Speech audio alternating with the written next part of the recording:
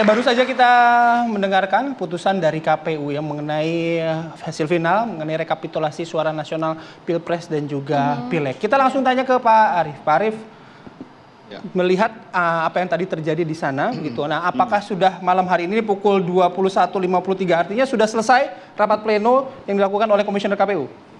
Iya, mestinya setelah dibacakan tadi dan ditandatangani oleh seluruh komisioner, mestinya sudah selesai ya.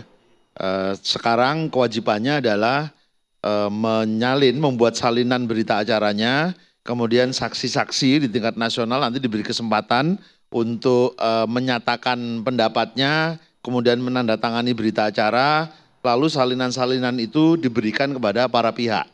Mulai dari peserta pemilu, melewati saksi-saksi yang hadir itu, kemudian lembaga-lembaga negara itu disebutkan ada MPR, kemudian Presiden, DPR, kemudian Bawaslu, Mahkamah Konstitusi, itu ada beberapa itu. Semua itu mereka KPU punya kewajiban untuk memberikan salinan itu.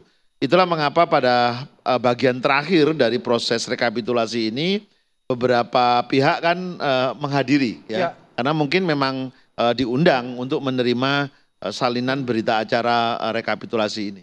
Oke. Nah, setelah apa yang terjadi malam hari ini, what's next Pak Arief? Nah, mohon diperhatikan ketika KPU menetapkan tadi itu tanggal berapa, jam berapa. Karena biasanya nanti Mahkamah Konstitusi akan menghitung 3 kali 24 jam. Setelah ditandatangani itu? Setelah ditandatangani itu.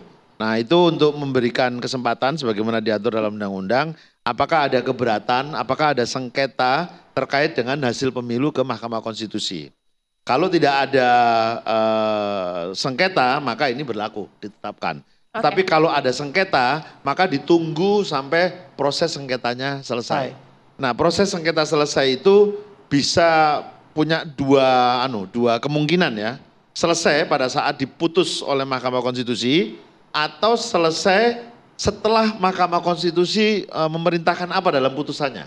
Misalnya dalam putusannya memerintahkan ada yang diulang, ya harus diulang dulu, lalu dilaporkan lagi dalam persidangan, lalu kemudian selesai.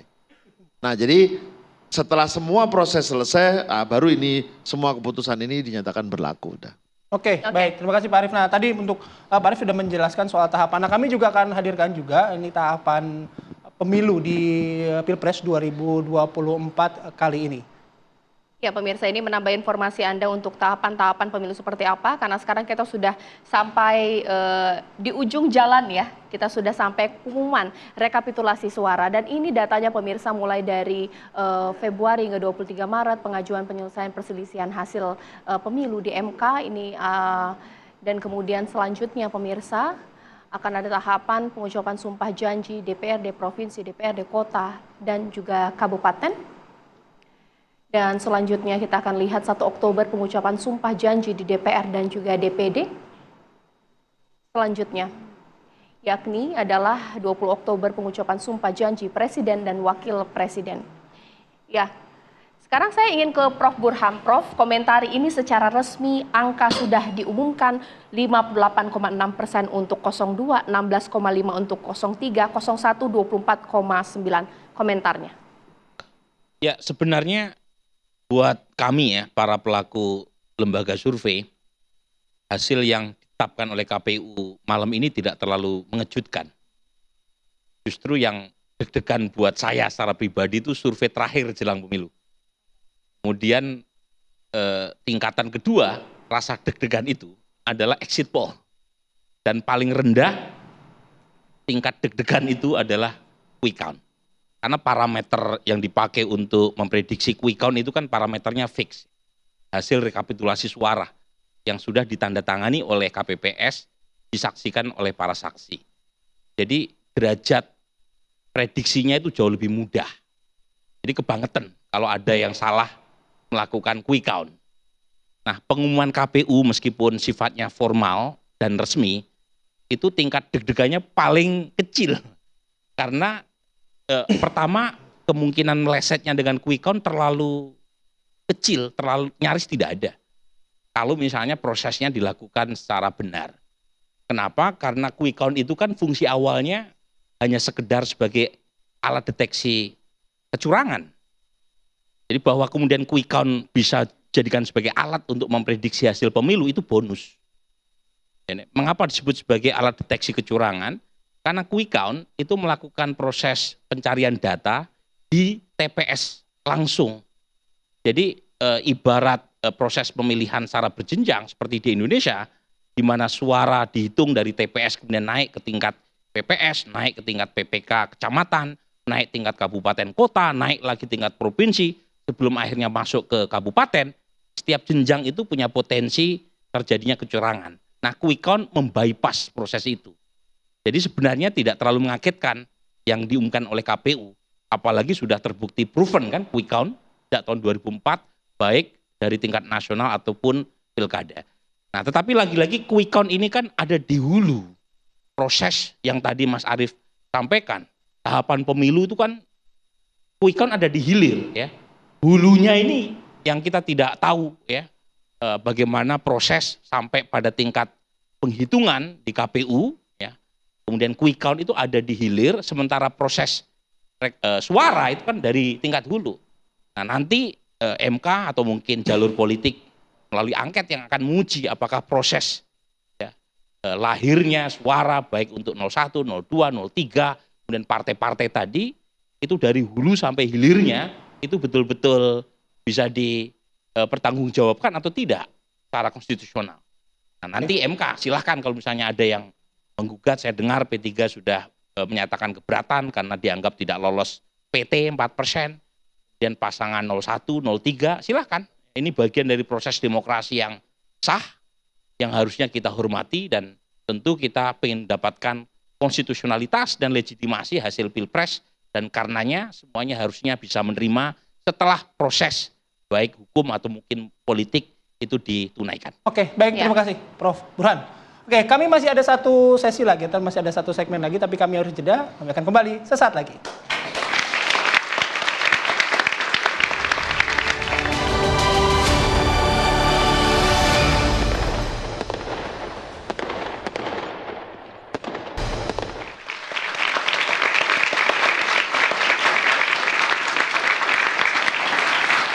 Baik, kita lanjutkan kembali diskusi di sesi terakhir kita pada malam hari ini. Saya langsung ke Bung Henry Satrio. Bung, menanggapi apa yang sudah disampaikan tadi di KPU, silakan. Ya, satu proses kan sudah selesai. Sehingga sekarang pekerjaan rumahnya adalah menyelesaikan proses-proses yang masih menggantung dan dianggap oleh beberapa kelompok masyarakat atau banyak kelompok masyarakat sebagai misteri yang belum terpecahkan. Jadi artinya yang masih menggantung, dugaan-dugaan itu harus diselesaikan. Nah, kemudian next-nya itu kan mau apa? Yang kita tunggu hari ini itu kan sebetulnya beberapa hal ya. Yang pertama bagaimana proses hak angket di DPR. Nah, ini biasanya kalau hak angket di DPR bergulir, itu akan bergulir bila ada dukungan juga dari luar gedung parlemen. Jadi artinya rakyat juga banyak yang mendukung. Kalau rakyat nggak banyak mendukung, biasanya jadinya anyep tuh progresnya. Tapi kalau rakyat banyak mendukung, ini hak angket ini bisa terus berjalan. Nanti kan ujungnya mau di mana? Mau sampai di mana? Apakah mau sampai pemakzulan atau hanya pembuktian kecurangan kemudian ada pemilu ulang? Dan apakah bila ada pemilu ulang kontestannya dikocok ulang semua atau sama? Itu kan beberapa hal. Kemudian yang kedua yang justru menarik adalah setelah 20 Maret ini Pak Prabowo gimana tuh? Hingga 19 Oktober 2024 nanti. Kalau saya saran, karena jabatan presiden dan wakil presiden ini adalah jabatan serius, dan itu harus dijalankan secara serius pula oleh Prabowo Gibran, sebaiknya dua-duanya mundur dari jabatan hari ini. Jadi Pak Prabowo mundur dari jabatan Menhan, dan Mas Gibran juga mundur dari jabatan Wali Kota Solo. Karena menghormati yang milih, menghormati rakyat, bahwa presiden dan wakil presiden itu jabatannya lebih penting ketimbang Menhan dan Wali Kota Solo. Ya, menurut saya nggak ada alasan lain lagi untuk mempertahankan sebagai Menhan dan Wali Kota Solo kecuali nungguin THR.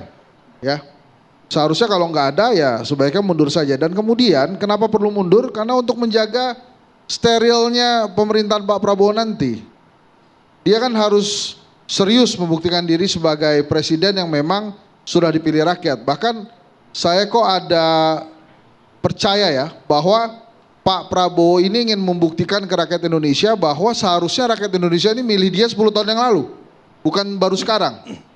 Nah, karena tekadnya itu, maka saya kok yakin dia akan berdiri independen. Nah, kalau berdiri independen, memang seharusnya dia tidak lagi ikut rapat kabinet. Kalau kemudian melanjutkan, ya itu kan bisa saja diupdate. Apalagi memang programnya adalah berkelanjutan. Pasti akan bisa diupdate terus oleh pemerintahan hari ini. Tapi sangat penting buat saya melihat bagaimana independennya Pak Prabowo nanti sebagai presiden yang tidak terpengaruh oleh presiden sebelumnya. Karena kan kita memang memilih presiden ke-8, bukan memilih presiden 7+1. Gitu. Kalau kita memilih presiden 7+1, maka ya sah-sah saja kemudian Pak Prabowo terus-terusan berada di ketiak Pak Jokowi. Tapi kalau kemudian dia sudah terpilih hari ini, sudah diumumkan oleh KPU pemenangnya, nanti kan berarti tinggal tunggu penetapan dan kemudian tunggu pelantikan, maka dia sah sebagai presiden ke-8 Republik Indonesia. Secara de facto pada saat lembaga-lembaga survei selesai melakukan quick count, dia de facto sebagai presiden. Hari ini diperkuat lagi, maka tunjukkanlah keseriusan Pak Prabowo sebagai presiden. Apalagi dia telah menerima ucapan-ucapan selamat dari pemimpin-pemimpin negara lain. Jadi ya kita tunggu nanti beberapa hal yang terjadi, tapi ya itu tadi, jangan dilupakan proses-proses yang menggantung, harus diselesaikan proses-proses yang menggantung demi demokrasi dan demi Indonesia. Prof, seperti apa Prof? Pengen ngomong romantis nih. Nanti sama Caca aja kalau romantis sama Hasil Caca. rekapitulasi hari ini apakah akan membuat Pak Prabowo jadi romantis? Ya. Tapi kita harus tetap kritis. Wih, masuk Pak Eko. Iya, masuk Pak Eko ya. Jadi gini ya, Cabai tadi, Caca dan Bayu, bahwa seperti teorinya McLuhan yang mengatakan medium is the message. Jadi artinya hari ini lembaga penyelenggara pemilu telah mengumumkan secara resmi. Jadi secara resmi juga ini sudah dinyatakan angka kemenangan ada pada Prabowo Gibran. Tapi kan ada waktu 3 hari lagi yang disiapkan bagi mereka yang akan mengkritisi, terutama pasangan 01 dan 03. Kita menunggu itu. Ya. Tapi saya juga setuju nih kata Mas Henry tadi, sebaiknya Pak Prabowo sudah mulai menunjukkan jati dirinya sebagai calon presiden yang tidak berada dalam bayang-bayang tokoh lain. Karena itu kemarin yang dibicarakan tentang Pak Jokowi yang seolah-olah ada di dalam bayang-bayang Bu Mega. Nah ini tidak boleh terjadi meskipun prinsipnya akan melanjutkan kepemimpinan Pak Jokowi. Nah dinamika yang kita lihat hari ini tentang perhitungan rekapitulasi hasil perhitungan suara ini juga meyakinkan kepada masyarakat.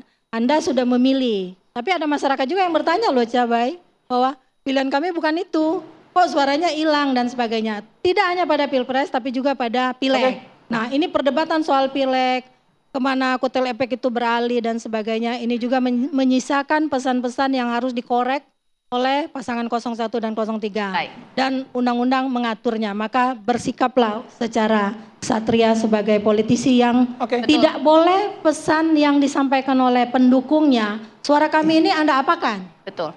Suara kami ini harus Anda perjuangkan.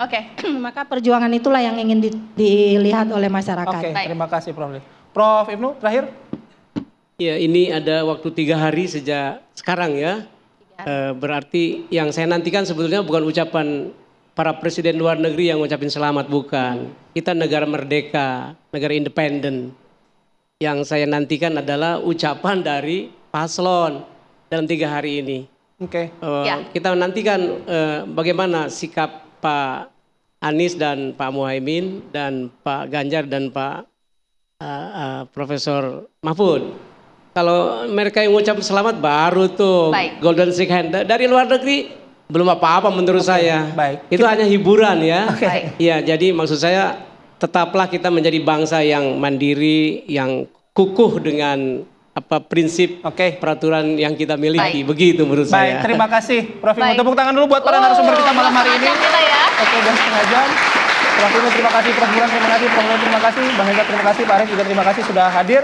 Nah, ini menjadi akhir perjumpaan kita di program Presiden dan Wakil Rakyat Terpilih. Saya mohon maaf, kami mohon maaf kepada teman-teman mahasiswa tadi sudah menyiapkan pertanyaan, tapi karena durasinya juga sudah habis, kami untuk harus tutup menutup acara ini. Acara kita pada malam hari ini, satu pantun untuk Anda semua. Siap-siap ya. Jalan-jalan ke Merdeka Utara. Cakep. Jangan lupa nikmati keindahan Istana Negara. Cakep. Rekapitulasi sudah kita dengar bersama. Cakep. Mari bersatu untuk Indonesia Jaya. Sesaat lagi Anda dapat menyaksikan Breaking News TV One. Saya Caca Anissa. Saya Bayu Andrianto. Terima kasih atas kebersamaan Anda. Selamat malam dan sampai jumpa.